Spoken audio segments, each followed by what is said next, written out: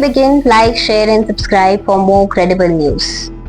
A US religious freedom advisory body has called for sanctions against RSS members accused of religious freedom violations and advised Washington against giving RSS leaders high-level diplomatic courtesies. The remarks come ahead of RSS chief Mohan Bhagwat's US visit for the Universal Oneness celebrations in New York on August 29th. US CIRF Chair Asif Mahmood alleged that RSS-linked groups have targeted religious minorities including Christians and Muslims. He also referred to Prime Minister Narendra Modi's association with the RSS.